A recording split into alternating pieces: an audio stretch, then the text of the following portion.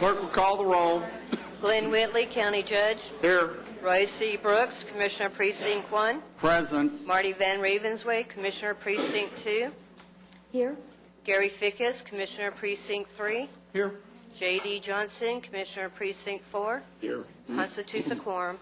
Our invocation this morning will be delivered by our own David Barrett, and after the invocation, please remain standing for our pledges. Wait a minute. Hold on. I think it's supposed to be Bishop Spears. Bishop Spears, I apologize. I wasn't sure, and you come on forward and deliver our invocation this morning, and after the invocation, please remain standing for our pledges. I apologize for that. Let's bow for a word of prayer. God, our Father, how we thank you and praise you for such a wonderful day. And we thank you, Lord, for all of the things that we are responsible for today. So we do pray for your guidance. And we pray, God, that you will bless every decision we make. And we thank you in advance. Amen. Amen. I pledge allegiance to the flag of the United States of America and to the republic for which it stands, one nation, under God, indivisible, with liberty and justice for all. Honor the Texas flag. I pledge allegiance to thee, Texas, one state, under God, one and indivisible. Bishop Spears, thanks you again for coming out this morning.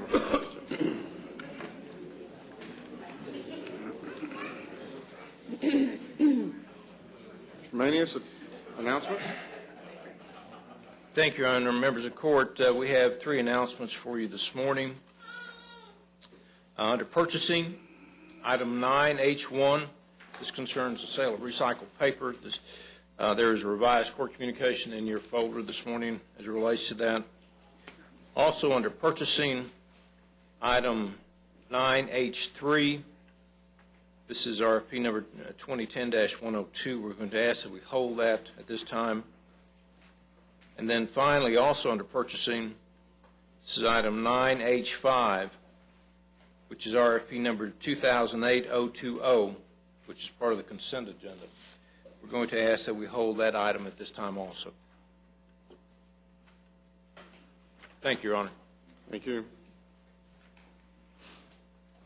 Court members, you have before you the minutes of our special call meeting for August the 16th and our regular meeting of August the 17th. Move approval of both.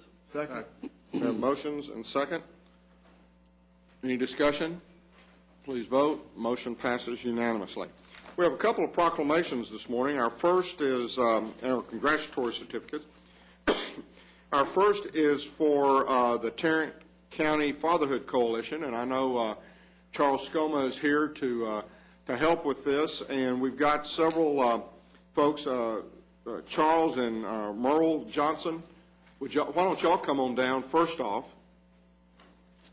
And then while they're coming down, I want to recognize, I'm going to give Charles a chance to describe a little bit the program here, but I also want to recognize, well, I'll let you recognize the winners and the awardees as we kind of go into this and describe exactly what we've got.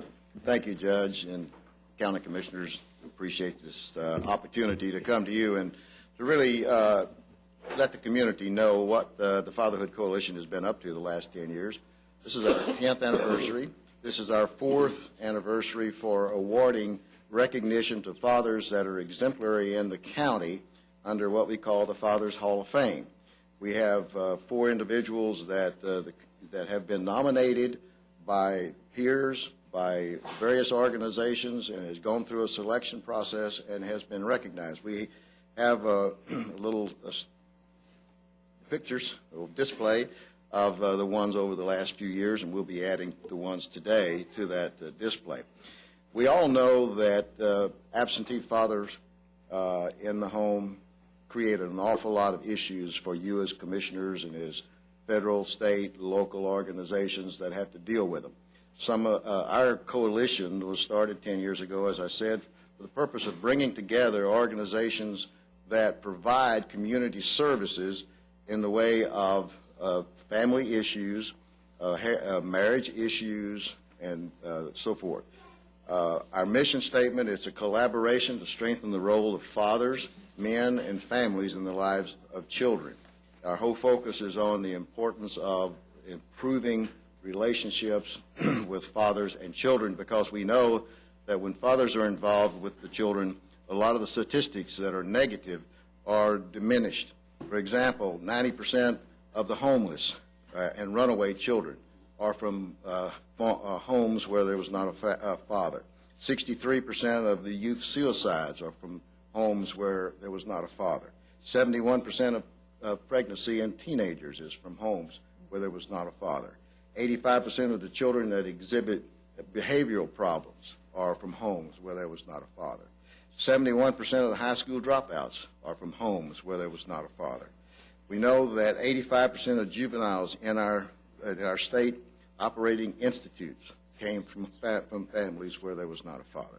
So we know the negative aspects, but we know that the positive aspects are just as important. We know that 75% of the children that are in homes where there is a father are less likely to have teen births.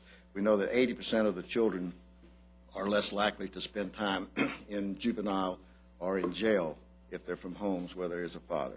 We know that male role in children's lives are manifested in the early days of their development. So it's very important for us in our society to strengthen the role of the father in the home because of the impact that it has on us, not only from education and on incarceration, on health care and other issues, but it's a society issue that we are seeing in an epidemic proportion. So this coalition, which is made up of some 27 organizations and agencies, work together to promote programs. We have this as one of our programs, and we appreciate the court being willing to help us recognize these gentlemen as outstanding men in the community. And so thank you, Judge. We do appreciate that. And I believe we have 4 certificates of congratulations that we're going to hand out today. The first 2 are for the established father, and that's for Pat Jones and Jacinto Ramos. Would you all please stand, and then Commissioner Brooks, if you'll kind of help me on these to present these.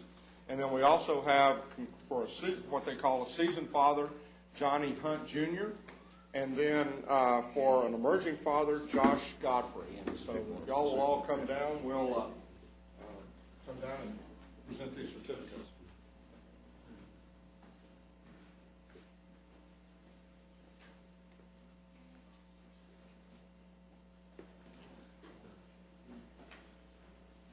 Randy, I think Randy's here to pick the one up for Pat. That's right. Randy is the Executive Director of the Community Enrichment Center out in the North Richland Hills area, so. We want to get a picture with each one of these. Okay. Let you hold that one, and then Josh? Johnny? Okay, so let's do this one at a time, and then we'll, Charles, come over here too, so. Where's Mel? Merle, I'm sorry. Come on up here. No, you might as well get on up here, because we're not going to take no for an answer. Stand up, Charles.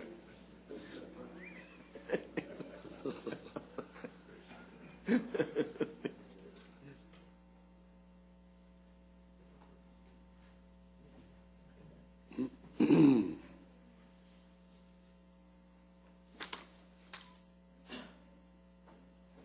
think we got pictures.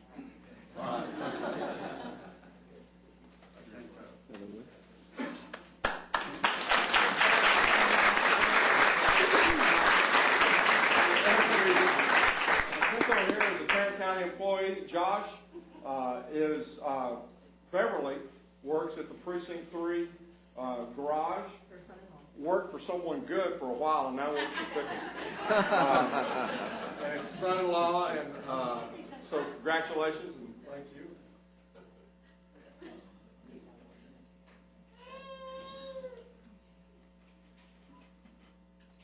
It's a matter of picking which flash is going to be next.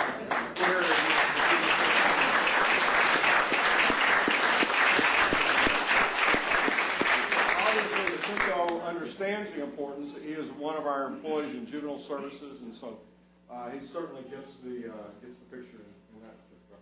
And let me say of Johnny Hunt that he and his family and I go back to elementary school, actually.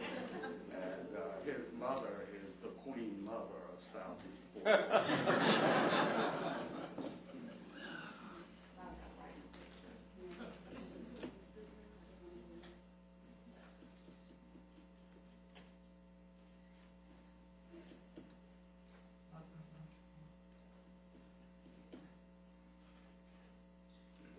One of these you never know what flash to look at.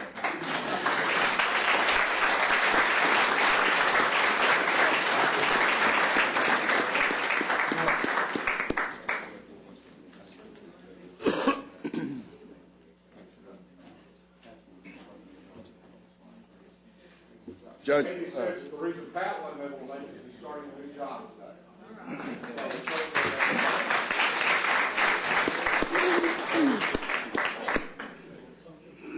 Judge, while you're coming back, I would just like to recognize some of the coalition members that are sitting here. If they'd stand up and let folks know that these are some of our coalition members that have come this morning.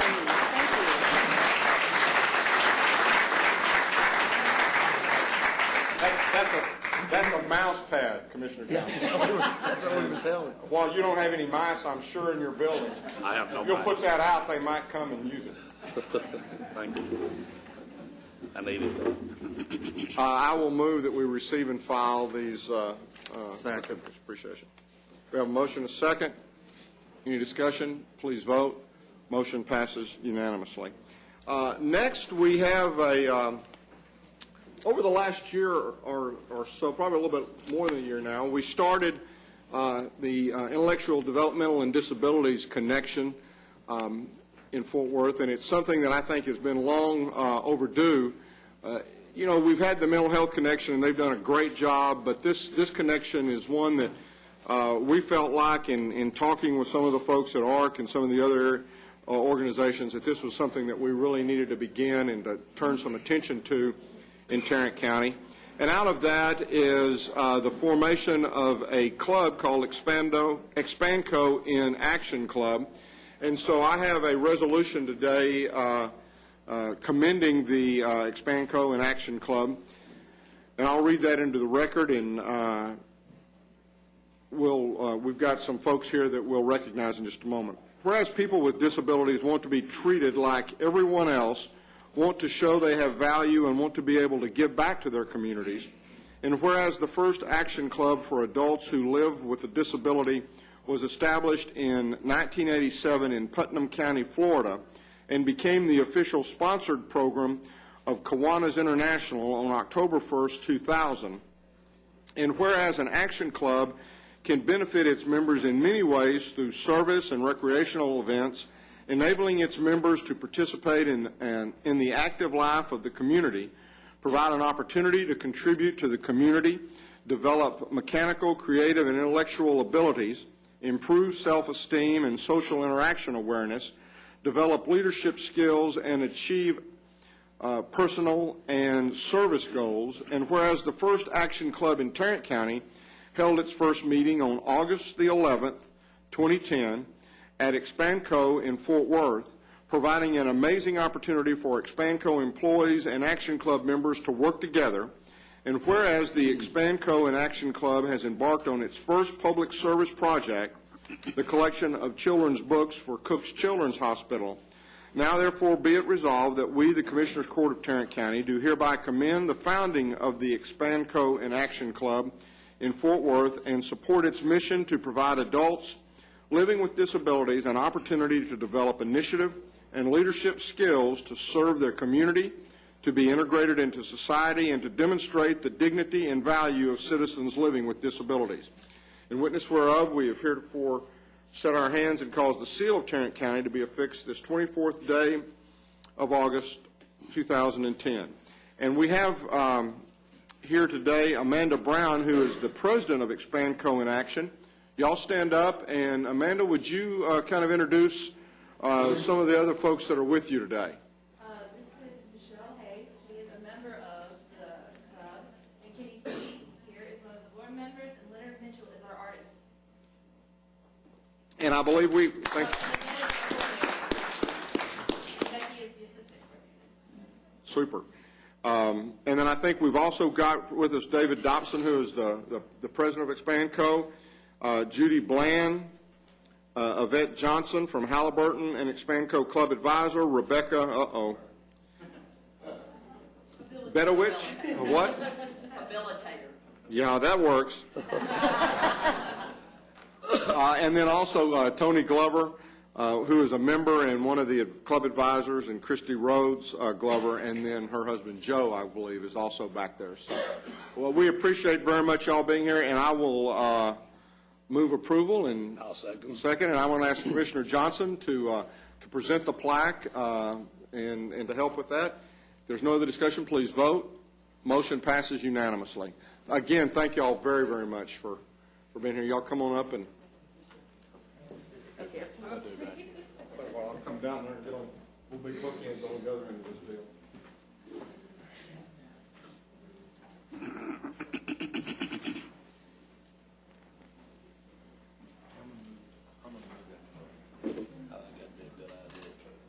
Give me a judge. I'm going to move it out as soon as we get her in. Yeah.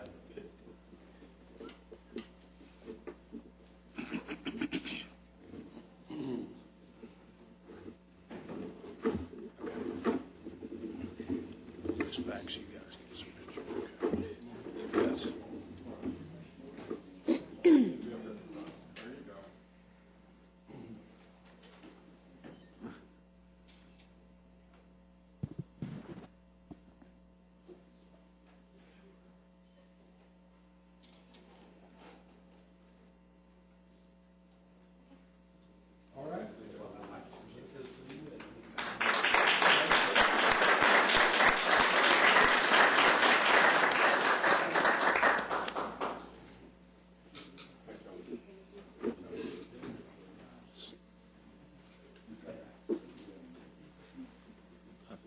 Put it just enough in there so everybody gets blocked in, right?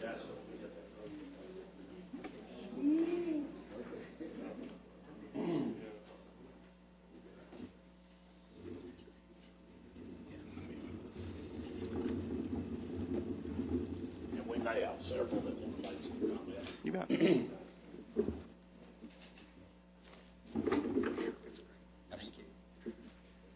I probably don't need a microphone, but first of all, I do need to thank a couple of people for this even being a chance to occur, and that is, first of all, Judge Whitley.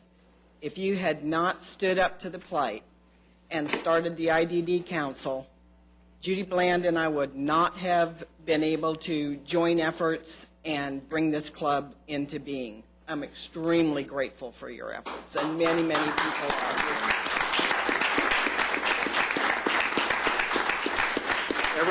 Everybody on the court helped. It's a team effort, I guarantee you. I thank the court tremendously from the bottom of my heart. And I have to also say that our buddy J.D. Johnson has always been there to pick up the phone every time we've said, hey, how about this? Or how about that?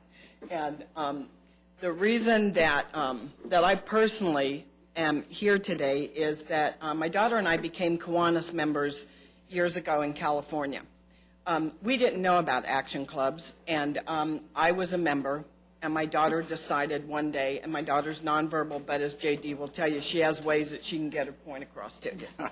And she let us know that she wanted to be a member. It was important for her not to go to the meetings with Mom, but to be a member.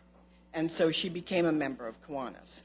And when we moved home to Texas 3 years ago, we got back involved in Kiwanis right away. I've just learned recently of action clubs, and I mean real recently, just learned of them. And then fortunately, through the opportunity to serve on the IDD Council, I met Judy and happened to have been in the room with her at the time that I heard her casually mention to somebody that they served approximately 130 clients. And I knew they were adults with disabilities, and I knew that God had put us together in the same room at the same time, and that's where this club was supposed to happen.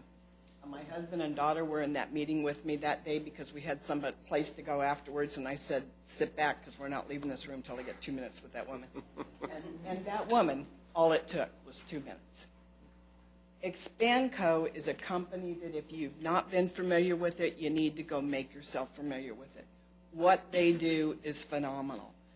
The people that work there are absolutely incredible human beings. We have only had 2 full meetings. The first meeting was to establish their officers, which they did brilliantly, and in fact, we could probably all take lessons for the way that they handled it. And then the second meeting, and we had to get the paperwork done for the charter. And the second meeting, they voted for their first project. Their first project that came from their hearts and from more energy than I've ever had in my entire lifetime was to provide books to children that have to spend time at Cook's Children's Hospital. And they have, from what I understand, by the time they deliver those books, by the way, on the 26th of this month, again, they started this project on the 11th of this month, they will have approximately 500 books to deliver to the children. Fantastic.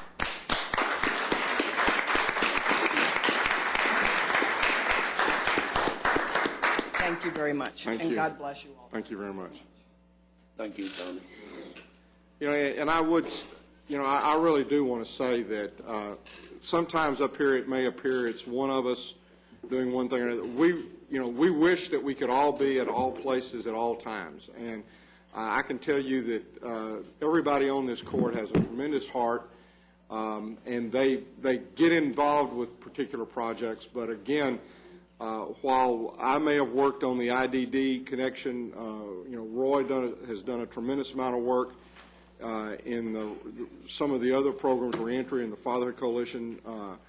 We all have our particular, JD is the Junior Livestock Exchange. We've all got things that we push, but we all work together, and this court is tremendous when it comes to doing things for other people. And so I really want to thank everybody on this court, and that's who should get the recognition is really the other commissioners for all the work that they do. Well, again, thank you from the bottom of my heart to the court, but I can't go back to Kiwanis if I don't do this. The Kiwanis Club of Fort Worth are the sponsors of Expanco in Action. Thank you. Thank you very much.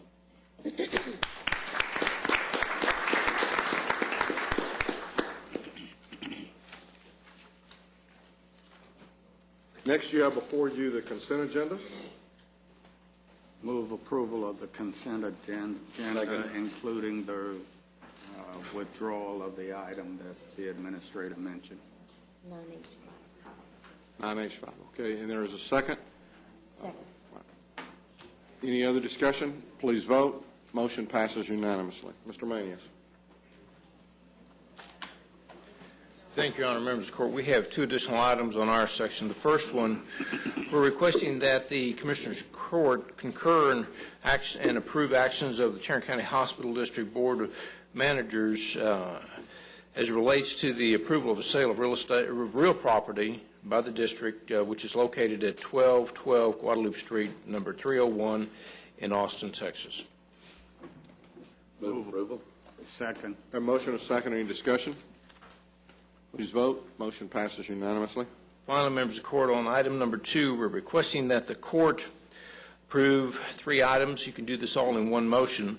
Approve the update to the FY 2010 Finance Plan Attachment A to the Texas Resource Sharing Addendum Common Integrated Justice System. 2, approve the Master Software and Services Agreement with Tyler Technologies. And then 3, to approve the Maintenance and Support Services Agreements with Tyler Technologies. This all deals with our court system that is in the county court at laws, the probate courts, and the justice of the peace. Move approval. Second. We have a motion and a second. Any discussion? Please vote. Motion passes unanimously. Thank you, Your Honor. Thank you. Mr. Snyder?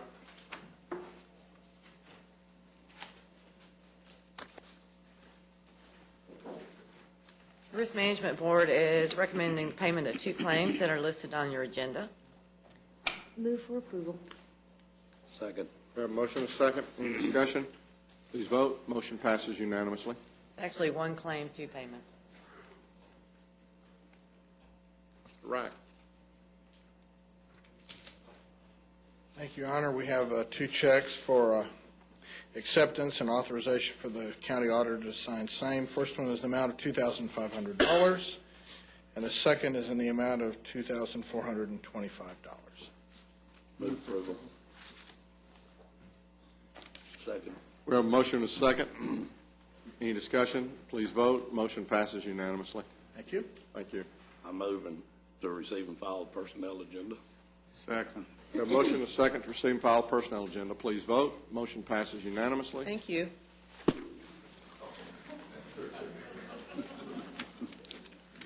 Ms. Brewer.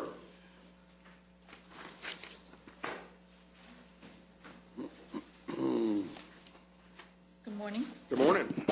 We have one item for your approval today, and that's interim financing for our Community Youth Development Program and our local public health services program, affectionately known as 000, our Prevention Health Block Grant funding. All of our other interim requests have come in. The Nurse Family Partnership Program is covered. Yes. Move approval. Second. We have a motion and a second. Any discussion? Please vote. Motion passes unanimously. Members of the court, I have also asked Ms. Brewer to give you all an update as it relates to the immunization issue with the back-to-school immunizations. You've been hearing a lot on the news, and of course we all know that it is back-to-school time.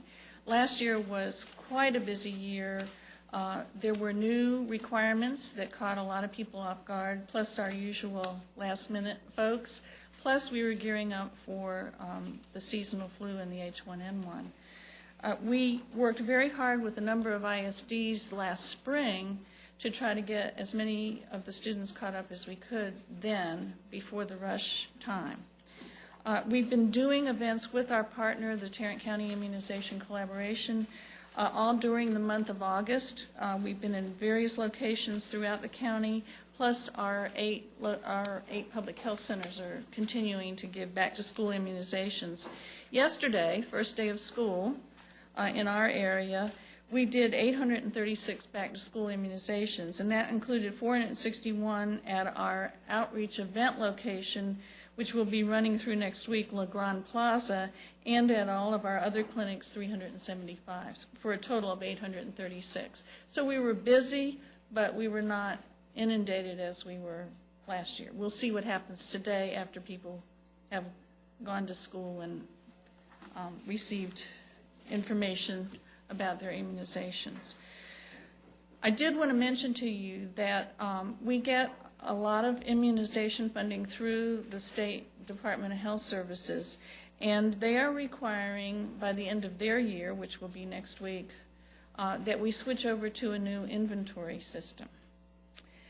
And so, next Tuesday, we're going to have to close down our immunization clinics, except for La Grande Plaza, just for the afternoon on August the 31st, in order to switch over and meet their requirement and continue to receive our funding. But we will keep La Grande Plaza open that afternoon, and it'll only be that afternoon, so that people that are still needing their immunizations a week after school has started, we can serve those people. So I just wanted to let you know that, because we may have a few folks that show up at different places and wonder what's happening. Any questions? We have to do this switch over at the state's convenience. Yes. Therefore, it cannot be done on a Sunday or our Saturday afternoon. That's a yes. Yes. The how many immunizations did y'all provide for the back-to-school roundup? Do you remember, Ron? I don't have an exact number for that. I know we did 208 for the Hispanic Wellness Festival, and I think we did about that number for the back-to-school roundup as well. And again, this was with our partner, the Tarrant County Immunization Collaboration. Okay. Thank you very much. Thank you.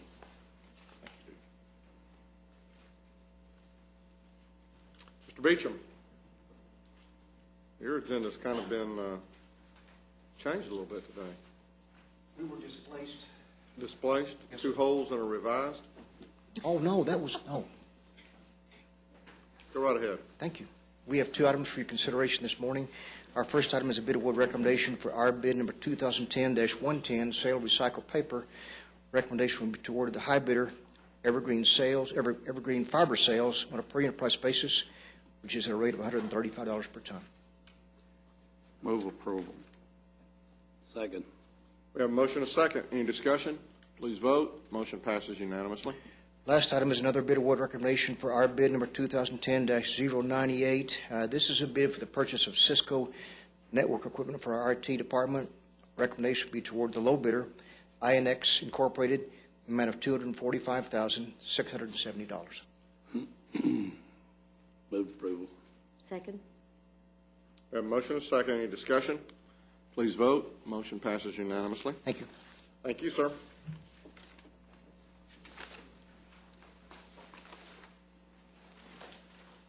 Ms. Green.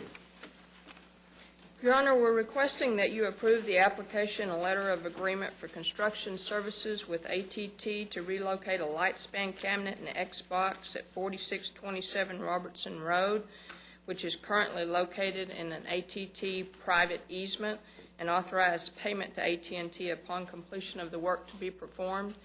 This is in connection with our the road widening project of Robertson Road out in Precinct 4.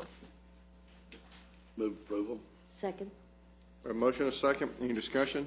Please vote. Motion passes unanimously. Thank you. Thank you. Any appointments? If not, then you have before you the claims, including the addendum. Move approval of the claims, including the addendum. Second. We have a motion and a second. Any discussion? Please vote. Motion passes unanimously. Briefing items? Thank you, Your Honor. We have several items for you this morning. The first one concerns the hospital district's FY 2011 proposed budget. Mr. Early is here to address the court at this time. Thank you, Mr. Manius. Your Honor, let me first thank you all for those who attended yesterday to our function. I know that schedules are busy, and certainly not all of y'all can make it, but for those of you who attended, for our Lieutenant Governor and Commissioner and all, I appreciate it, and particularly the staff, John Ed, Carolyn, Jane, Crystal. I appreciate that very much. I'm not going to spend much time because the august body behind me is the one that really did the heavy lifting on our budget. And I would like to introduce to you the members of our board who are here and also the staff that made this happen, as well as all the employees back at JPS that really participated and put together a budget. The other thing I would like to be known to not only the audience here but to the public is the individual briefings that you as commissioners get. I feel sometimes that if you see just something up on a PowerPoint, the public will not understand the detail which you as commissioners and judge go through at analyzing this budget and asking your questions. So you have the public sector, but also the individual briefings, and I don't want anybody to think that this presentation is all that what you go through for the hard work of our budget as well. Behind me, I have our board chair, Scott Fisher. I have our vice chair, Trent Petty, who also serves as the chair of our finance department, who played an instrumental role. Both those two, as our chair and our vice chair, played instrumental roles. And Charlie Powell. And Mr. Powell joining our board with his banking background has been very helpful to us on the board in preparing this budget as well. They played key roles in this. We had more participation from our board, from our medical staff, and the employees at JPS than we've ever had before. And that's why I think you've got a very good budget before you. The other thing is I've got two individuals that need the recognition so justly deserved, and that's David Salisbury, our new Chief Financial Officer. He's no longer new. You're only new for a day at JPS, and he's been there now 10 months. But Mr. Salisbury did excellent work, and the reason we have the inclusion in our budget is because of Mr. Salisbury, and he did an excellent job. And also our Vice President of Academic Affairs. I think we overlook the fact of what JPS does with its residency programs and its teaching programs. And Dr. Fowler, over the time that she's been at JPS, has made significant improvements to that program. And you have a few comments in this budget regarding our residency program, and I think we need to elevate it, and Dr. Fowler is just the person to do it. So I've asked Dr. Fowler to be here today to present. So if I could, I'd like any comments that our board chair would like to make, and then anything that Mr. Salisbury would like to make. Not a doctor. I don't want to elevate you to that status. But if I could have Mr. Salisbury come forward and present the More budget. importantly, it's that CPA at the end of that. Yes, which certainly, I guess, on the hierarchy to some is higher than doctors. But that's I'd just how I like put to it. make one comment, Mr. Early. Yes, sir. And that is that we perhaps do underemphasize the fact in this community that John Peter Smith is a teaching hospital. I agree. We concentrate on so many of the other functions of the hospital district, and we kind of let that one slide. But it's one of our more important elements. Very much so. With 187 residents that we have and 91% of them staying in our community after graduation, it's an important, powerful aspect, but also what we do for not only the state of Texas, but throughout the nation in providing doctors that come out of our program and begin to teach. Also, Commissioner, your point's well taken with the largest family medicine program in the nation and the residency and the teaching aspect of what we do should never be overlooked, and I've begun to emphasize that a lot greater. Thank you. Appreciate it. Mr. Salisbury.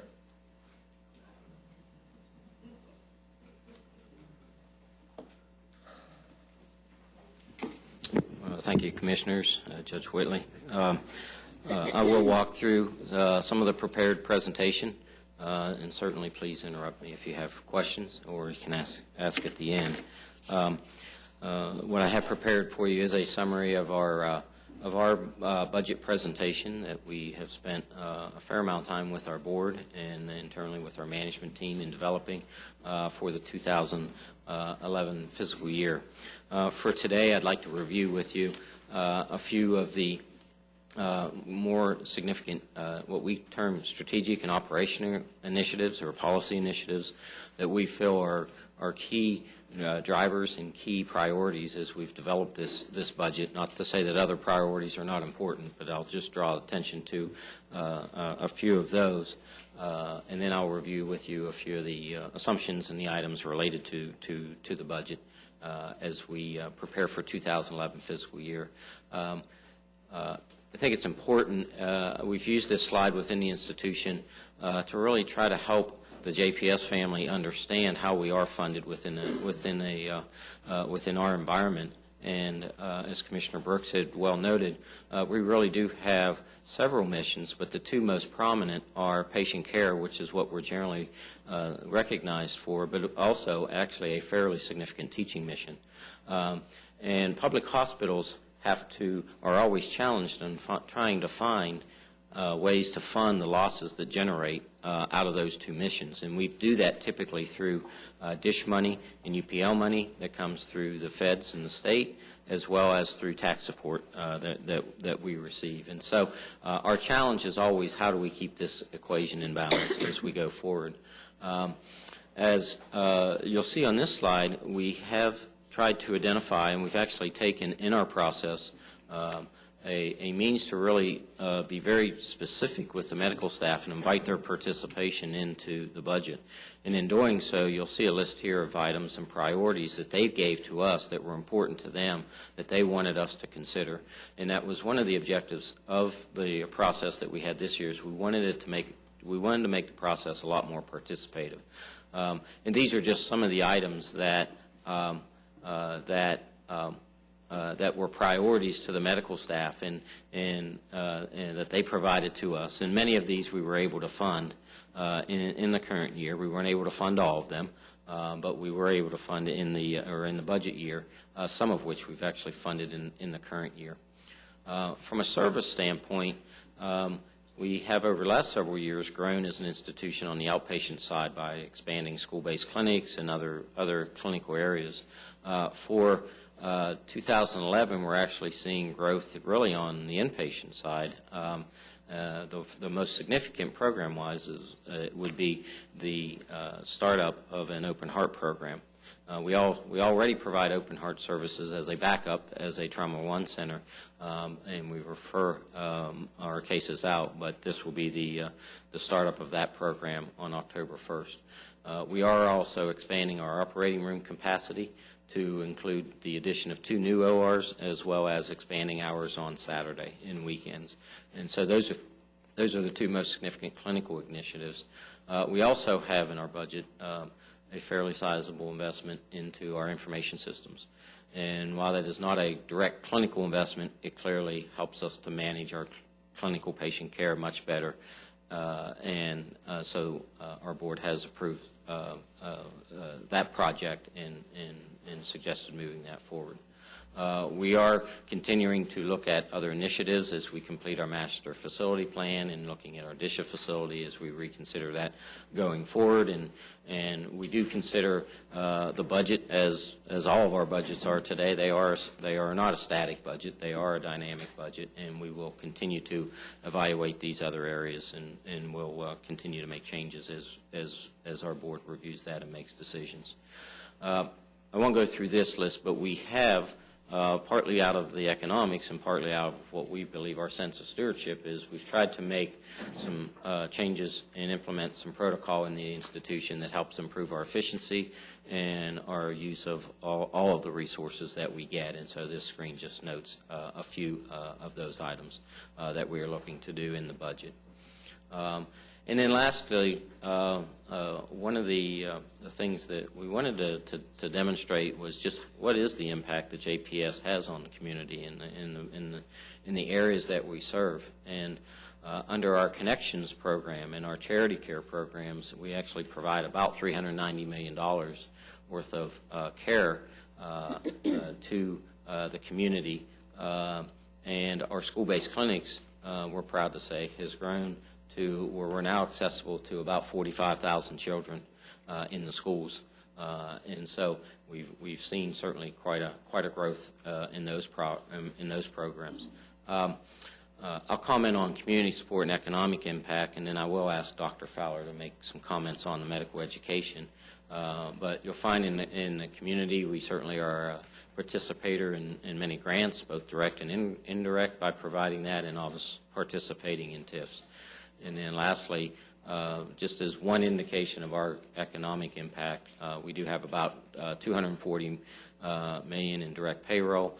I do believe we're listed as the 6th largest employer in the county, and so we certainly have a certainly large impact on our economic base within the community. And so with that, I'll ask Josephine to make some comments regarding our medical education programs. Good morning. Good morning. Good morning. As you mentioned earlier, we are a teaching hospital, and we're happy to be a teaching hospital. John Peter Smith has 187 trainees or residents. We call them house staff. And of those, about more than 50 of those residents are uncompensated for, which means we don't receive funds from those sources that Mrs. Salisbury mentioned. 91% of our residents in 2009 stayed in the local community, and we define that as the DFW area.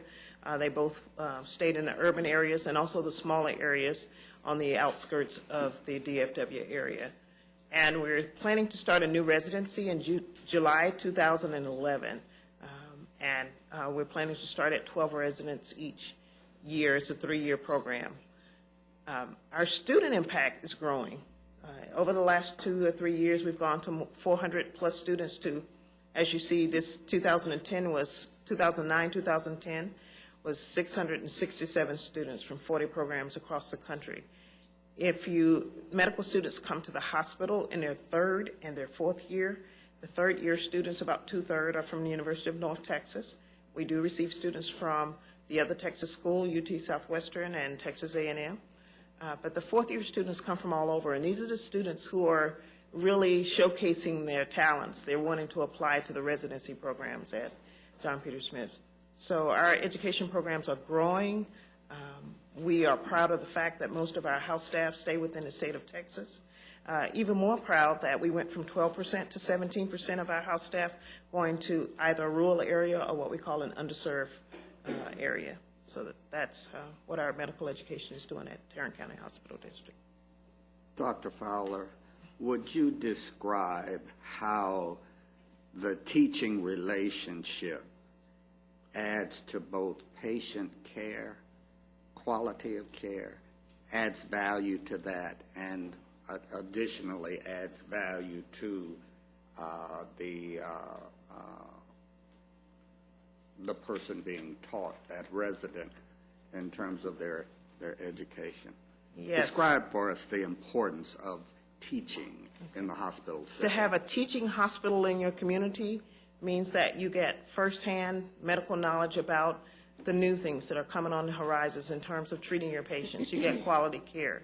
Teaching hospitals are known to be discoverers, and so teaching hospitals invest in the future of their community. We are training physicians that will stay here and contribute to your community. But on top of that, during the course of the training, the residents or trainees are getting one-on-one mentoring from physicians in the community. So they're not only learning medical knowledge, but they're learning the culture of the community. Any other questions? Thank you very much, Dr. Fur. Thank you.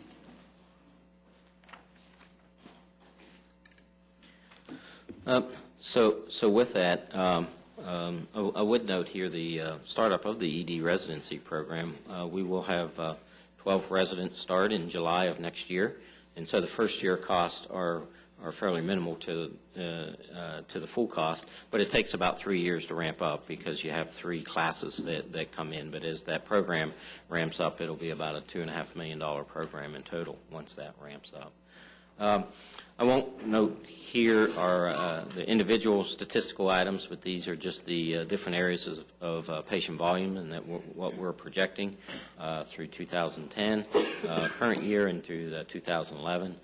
We're continuing to see moderate growth on the inpatient side, and that is due largely to the bringing in of the open heart program, where we're seeing fairly significant growth on the outpatient side, particularly in our clinic visits. We're projecting about an 8% increase for next year. One question people often ask, how many patients do we see at JPS? And one way to demonstrate that is on a given day, you'll see here that we see about 450 patients that we have in a bed somewhere in JPS, and that's just in our inpatient side of our facility.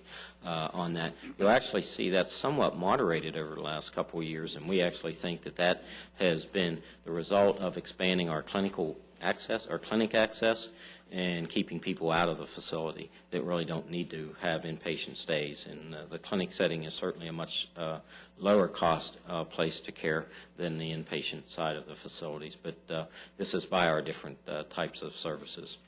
The next slide, just briefly, will note the different sources of revenues that we get from our net patient revenue in the green box pie to 41% of our revenues come through direct tax support, and then you'll see the other sources of DISH revenue and other operating and non-operating revenues.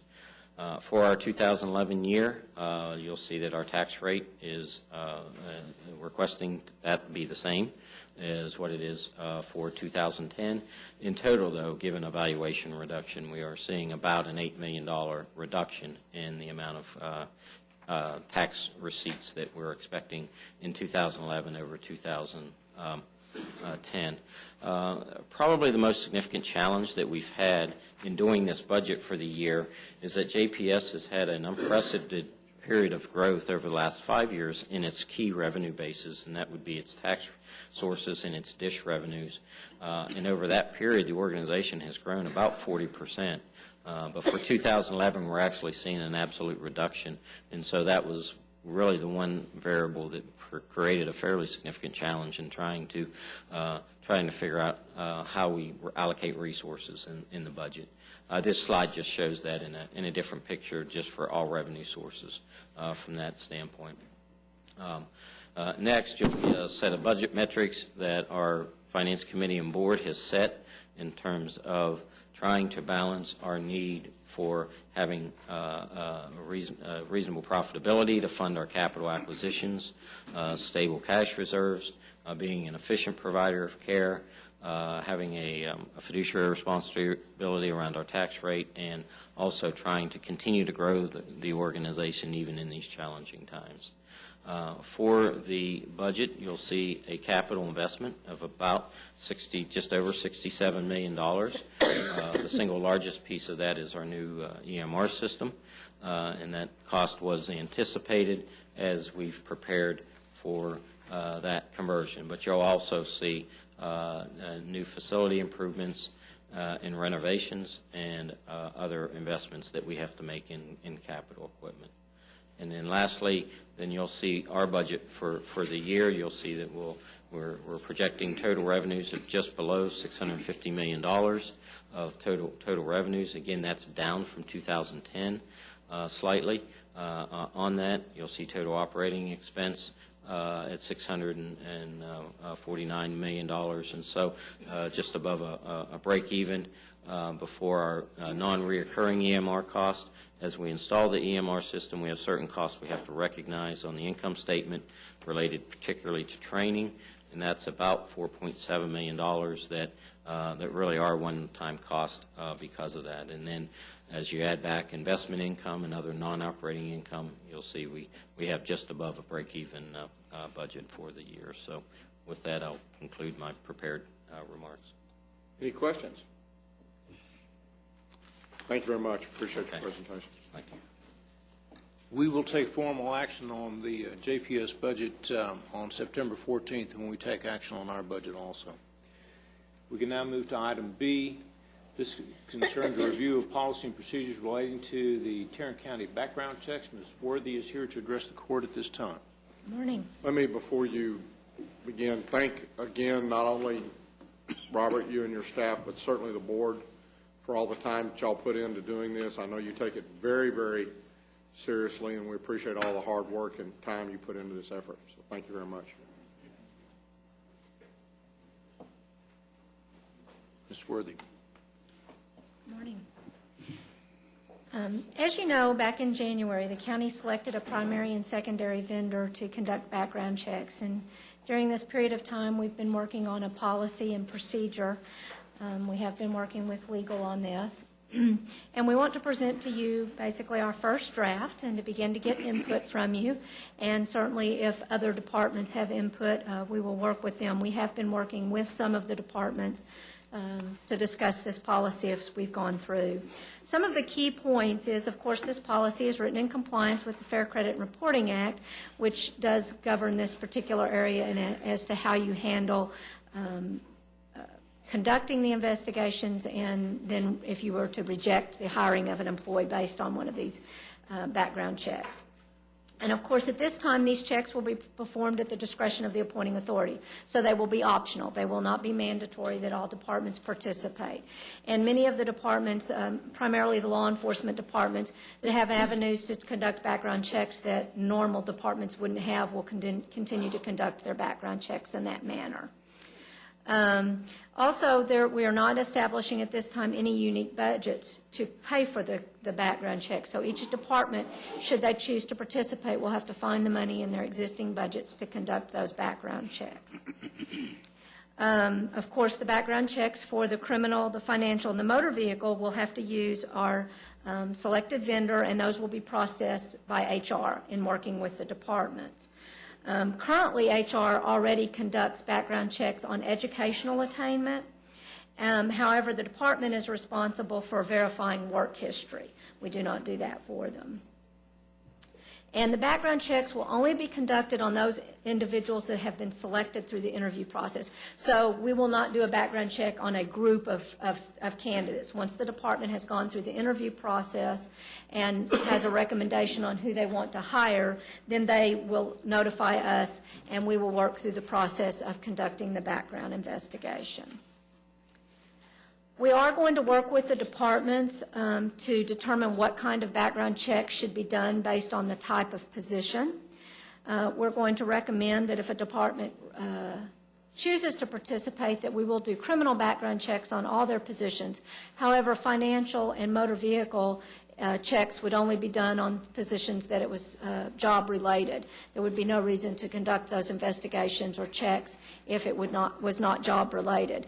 We have prepared a form, a questionnaire that the departments can use and go through, and they answer these questions, and it'll help them determine whether those additional checks would need to be done based on the type of duties that are performed, the sensitive materials an individual might have access to, whether that be financial materials or like HR records or those kinds of things.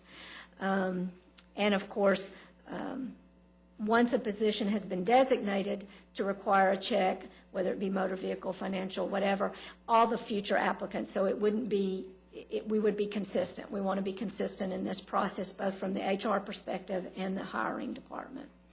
The hiring decisions will still be the appointing authority's responsibility. HR will not, again, step in and tell the departments who they can and cannot hire.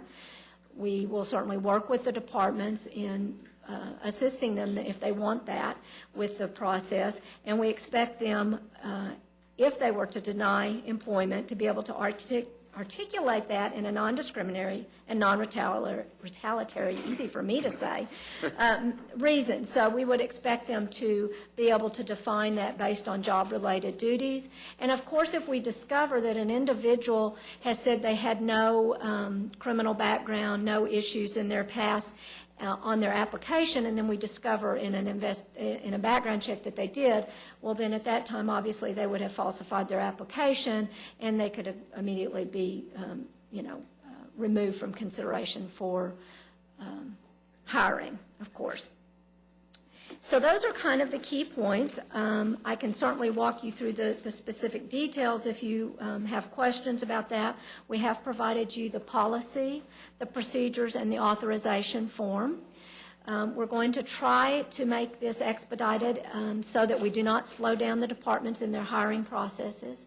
For those applicants that have email and the ability to receive that authorization form electronically, we do plan to be able to send that to them in that manner, and they return that authorization electronically, so we don't get slowed down by somebody having to come in to sign a form or us having to mail a form to an individual. Obviously, some applicants don't have that ability, and so we will contact them via phone and either have them come in or we will mail that form to them. Of course, if an individual is discovered to have basically a hit on their background check, we are required, related to the Fair Credit Reporting Act, to give them notification that we did find something in their background.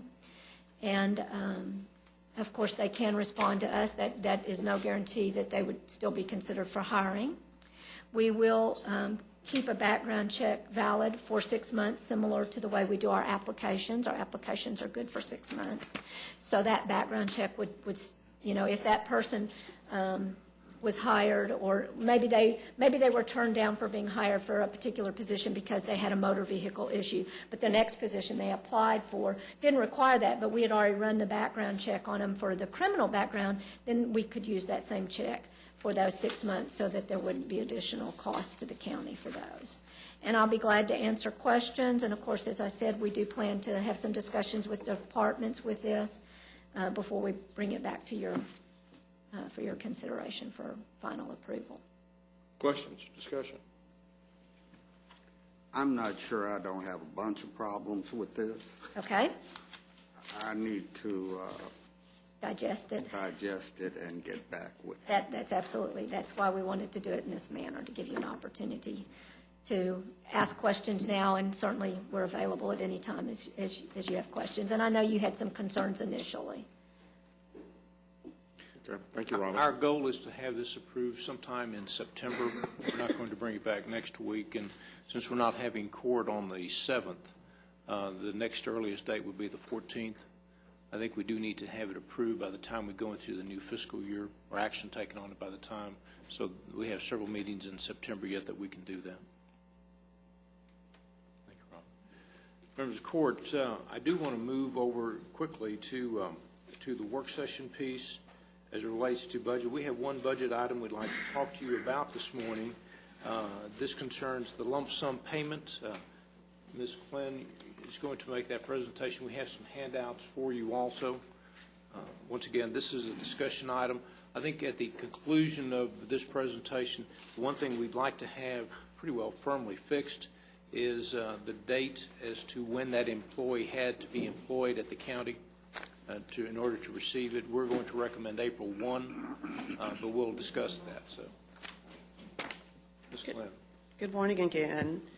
As Mr. Maney has indicated, we wanted to spend a little bit of time this morning going over a proposed proposal for the court's consideration. And what we'd like to do, after you all have a copy of it, and we'll put any extras, and if you'll put them there, thank you.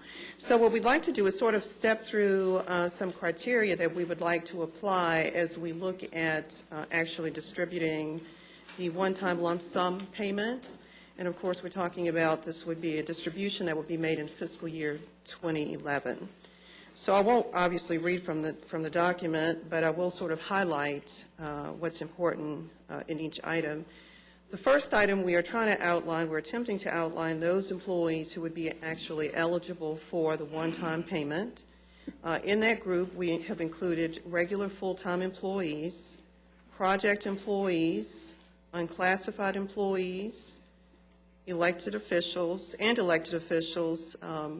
all of the individuals from that group. We would propose that they'd be hired before April 1st of this year. Now, excluded from the lump sum payment would be county court judges, district court judges, Court of Appeal justices, and probate judges. And just so that the court is aware, this language pretty much tracks the language that we use whenever we have issued merit adjustments in the past. So for the most part, these are the same groups that have and have not received adjustments. And the reason the judges are in there is because the state law, the district judges, there's a limitation or a ceiling to which they cannot make more than some percentage of the state appeals court judges. That's correct. And the district court judges, as you've mentioned, fall into that category. And as my understanding is, historically, we've tied to their salaries the county court judges as well as the probate judges. So, and again, those are the groups that we've identified. The county court at law judges. I think so, showing their displeasure. So that's number one. Number two, we would like to have departments complete performance appraisals for all of the affected employees. Just in terms of the dates, if you look at item A for non-law enforcement appraisals, and this is the period that we typically identify, we'd be looking at October of 2009 through September of this year. That would be the appraisal period. And again, these are non-law enforcement positions. We would like for those appraisals to be finalized no later than November 1st, and employees would have to have a score of 2.95 or greater in order to be eligible for the lump sum payment. And again, this language is identical for the most part to the language that we use when we do issue merit adjustments. Departments will have to get their appraisals in a little bit sooner. I think typically we give them until the middle part of November, so we'll require them to get those to us a little bit sooner. For law enforcement positions, because our law enforcement employees have review dates that fall throughout the year at various times, what we would propose is that we would want to have appraisals that are due between October 1st of 2009 and October 16th of this year. So if there's a review date that falls within that period, we would like to have those appraisals completed on or before October the 16th. And the same provisions would apply. We would require a 2.95 score or higher in order for the employee to be eligible for the payment. What about those law enforcement employees whose review dates fall in either November or December? If we have those from November or December of 2009, that would be acceptable. We would take those appraisals because, again, we'll be looking at the period October 1 of 2009 through October 16th of this year. So if we have those appraisal, Commissioner, then they're good to go. Okay. Number three, we've already addressed project employees, unclassified employees, and elected officials. Again, those groups would be eligible for The adjustments, here we're just making the point that for those positions that receive state funding as well as county funding, the 3% increase will only apply to the county's portion, not the state's portion. If we can move on to number 4, what we're trying to address here is that employees who are not receiving a regular county paycheck, for example, they might be on workers' comp leave or another leave of absence, those employees will receive their adjustments when and if they return to county service. And again, that's in keeping with how we typically handle those groups. We also wanted to make the point that employees who are terminating or retiring, who might be coming up for retirement or considering termination around that time period, is that those individuals would be required to work at least one day or take at least one day of paid leave during the pay period in which the lump sum payment would be awarded. So that's what we're trying to address there in item 4. Item 5, as we've discussed previously, we are looking at a 3% adjustment, and we would propose that we actually make the calculation based upon their September 1st base salary. And again, we're talking about just base salary. We don't want to consider overtime or supplemental pays if those are applicable. Additionally, if we have employees who are going to receive promotions, or transfers, demotions, anything like that, on or before September 1st. Of course, we're going to work with departments to make sure that we get those adjustments into the system so that they can be considered on September 1st. You know, the only problem about the September 1st time frame is that you may have folks that are out there and eligible to be given something, and you're putting that on such a short time fuse that I think September the 1st is too early. I mean, I would rather go to the end of the fiscal year and make it October 1st as opposed to people who are sitting here listening and who may have employees that they could increase or do something between now and whatever the time frame is. And maybe they just haven't done it yet. Mm-hmm. I mean, you're basically saying, okay, folks, you got a week and you better get after it. Yeah. And I don't understand the September 1st versus the end of the year. Let me try to address that because that was an issue that I raised at staff level.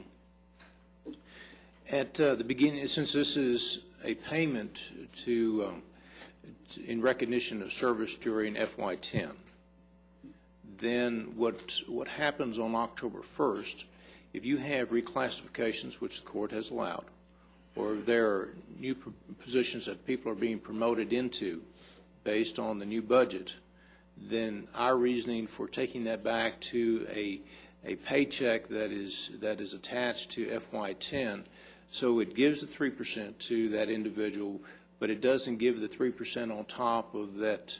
That's fine. But we've got 2 paychecks in September that would have the same effect. So we could make it as of September 30th and not basically be saying today, okay, folks, you got a week to, and that means you guys and everybody else are going to have to jump through a lot of hoops if someone's out there and can do that between now and so. I'd just make it September 30th. I think that accomplishes the same thing. That accomplishes the same thing, yes, sir. And so, and that way we've got that taken care of from that standpoint. And as Mr. Maney's indicated, we did have a lot of discussion, so we sort of went back and forth. And again, you know, this is our proposal to you today, and obviously this is your opportunity to give us feedback and what is the last end of billing period or end of payroll period in September? I should know. Do we get paid this Friday or? I hope so. I think that's a yes. We do. That would be a yes, huh? So Yes. then that means that the end of the pay period was last Friday. Mm-hmm. The last pay period in September, we get paid on the 24th. So it would be so it ends on the 17th, so it'll be the 18th. When? So it would be whatever compensation as of, okay, whoever's going to figure this 3%, stand up. One of them. Payroll. And payroll is, okay, so stand up. She is standing. Well, she just sat back down. Okay. So is it better to do it as of the pay, and auditor, you'll be a part of this too, but I mean, is it better to do it as of the the 17th, that's the pay period that we actually ended. The next pay period is actually going to cross over into the new year. You need to do it as of the 17th. You need to do it as of the last day of the pay period for which they're being paid on the 24th. That's the way you do it. 17th. So it's whatever, so if you're going to make the change, now we're back to September the 3rd. So, What change are you talking about? if someone says that they can, you mentioned some folks, and I think you're right. There are people who are going to get promotions or whatever as of October 1. That's different. There are other folks who, I know that sometimes some of the departments have the ability to give something up to a certain amount. They may not give it immediately in the beginning. They may wait. Correct. And impacted. Yeah, and so, it's a matter of when are you going to impact that position. And so maybe if we make it as of whatever their pay is for the beginning of that pay period, beginning the 18th, that's what you calculate it off of. Again, I think we want it to be what they're being paid in the pay period that they're actually receiving their check on the 24th. Well, it should be the same as the 17th. We don't want to move into the beginning of the new time period of the 18th. We want to stop on the, you pick some day prior to the 17th or prior. So it's what they're being paid on the 17th. It's what their pay is for that pay period that they're going to get their check on the 24th. So that means then people are going to, now we're back to, they're going to have to get the pay change in by the September, when do you, okay, folks, you're making this difficult for me. Should we just move it to October 1st? Make it October 1st. And the reason I say that, Renee, is because we're back now to September the 1st. Because the pay period is going to begin on September the 4th, which means when does a change have to get into to get to you and to get into the system for a September 4th beginning pay period? When do you need the information? Why don't we Well, just, we make it effective whatever date the change is. If someone submits a pay change for the 17th or the 4th or the 10th or the other day, payroll has to go in and calculate that based on that date. Well, then let's make it in an effort. The 17th will work out just fine, because what we'll do, we're not going to make this lump sum on the 17th. We're just going to use that data. So we will know what that data is, and we'll have a little time after that to, if there's any type of adjustments, to calculate that in. But we'll just take that snapshot of So let's just say we make it of the 17th and someone has that choice and they put in a CS5 and they say they want that payroll. Renee, you better listen to this. They want that payroll changed on the 17th. Then that means for that employee, there are going to be 13 days where they're going to be paid what they were paid at the beginning of the pay period. But on the 17th, there's going to have to be a calculation made to change that one day for whatever change in pay there is. That's okay with you?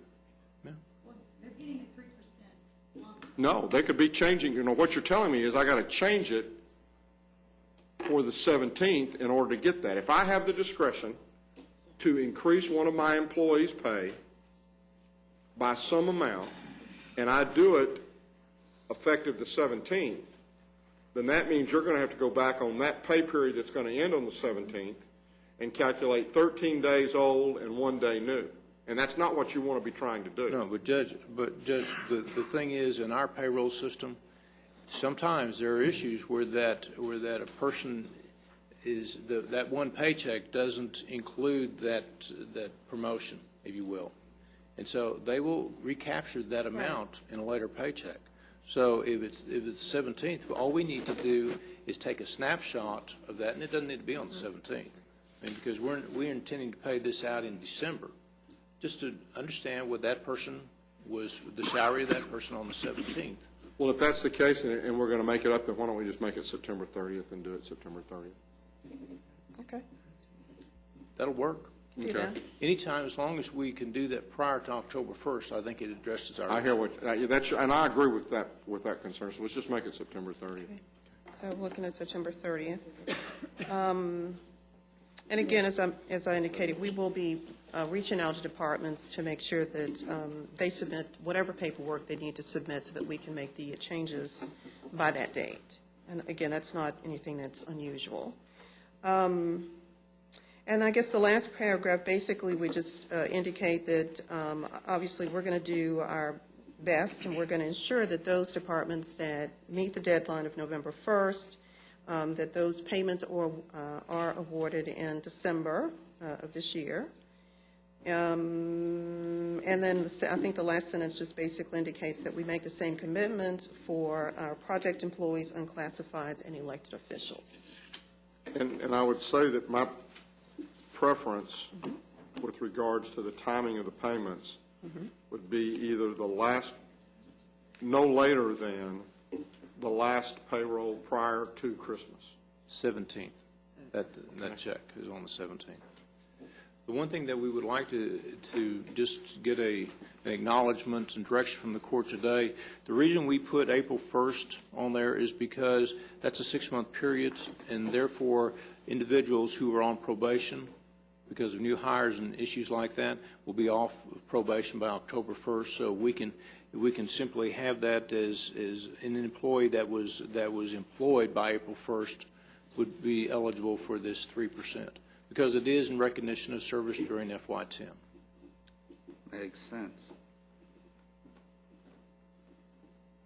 And I guess the only other thing, again, on item number 4, terminating and retiring employees who do not work or take approved paid leave for at least one day during papers, which basically says that if it's the 17th, and that was the pay period that ended the 10th, which means that's going to probably be the Friday before Thanksgiving?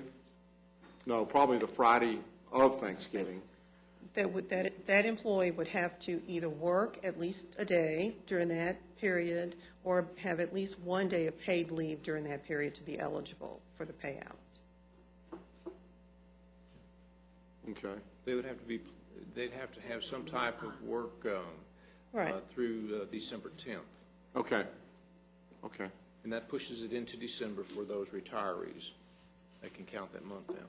But, got to emphasize that we can't control when a department gets their evaluations in. The goal is to award in December. Right. But it's contingent on the departments completing evaluations. So if they don't complete evaluation until March, it's out of our hands. But what we'll do is what we routinely do, Commissioners. I mean, we understand that the court's desire is to have this money in the hands of employees before Christmas. And so we will track, as we typically do, to see who we've gotten responses from, what departments we haven't gotten responses from, and we'll be following up with those departments to make sure that they understand the desire of the court. And we'll hope that that works. Thank you. You're welcome. Anybody have any other questions? Are y'all clear on how unclear we may be? No, we're clear. Okay. Thank and you. we're going to bring this back, Ms. Glenn, for approval next week? We certainly can, yes. Okay. Well, if that's okay with y'all? Okay. One other question before we leave, and it deals with our construction. Mr. Phillips, I know that last week there was 2 presentations made to our internal committee, Interior Committee, for our civil courts building for the courtroom. And I went by and saw the one that showed the center placement of the bench. They were going to put up a corner placement of the bench for later on last week. Is that still up? And if other members of the court wanted to go by and look at that, is that, if it's not still up, then obviously it's not an issue anymore. But if it is still up, their card keys will get them in to do that. Yes. And you might want to do it. Is it still up? Yes, and tomorrow it'll still be up, and it'll be actually the mock-up for the corner, what we're calling a corner bench, will be up for at least tomorrow at noon. We're going to take some additional Civil Courts Advisory Committee members over there at 9:30 in the morning to take a look at the corner bench as is. Then we're going to reconfigure it to what we call a center bench. And the center bench will be ready around 3 o'clock or so you can see both if you go look before maybe 10 o'clock tomorrow, if you like. There's been certainly a lot of activity and a lot of conversation about both options. And it's at the records place there out in the Mercantile area. Yes. If you're interested in going by. 333, so it's 3333 Quorum Drive off of Meacham Boulevard. It is our records management center. And I can certainly, if you'd like to go, I can certainly take you out there. And if you go out there, again, if they had, at that time, they had a little sticker on the door that said courtroom model, and you could get in with your card key. Don't be too concerned when the alarm goes off after you've been in there for a while. Nobody came and got me, so I was... That's good. That should be open. Again, if you'd like to go, give me a call, and I'll certainly get you out there. Thank you. Thank you. That's all we have this morning, Your Honor. No. We'll now recess from our open meeting to proceed to the closed session to discuss items exempt under Sections 551.071, 072, 074, 076, and 087 of the Texas Government Code.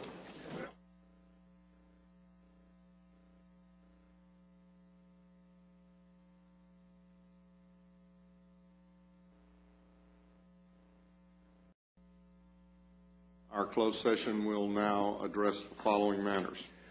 Your Honor, we could go to the budget work session bit and go to Magistrate Court. That's Department 412-550000. And there was action taken and during the budget workshop where that the salary Judge, I of the move chief... that we reconsider our decision to eliminate the chief magistrate's position. Eliminate the differential in pay for The the differential in pay, whatever. I will second that. Any discussion? All please vote. Motion passes. Can I vote on that? You can vote on it. Oh, well, now this was You the just motion to submit the reconsider. motion. This was the motion to reconsider. So now we've reconsidered. Now we're going to vote to approve the budget as originally submitted. Move approval. Second. Any discussion? Please vote. Motion passes unanimously. Any further business to carry on at this time? Not at this time, Your Honor. We're adjourned. We did? Okay.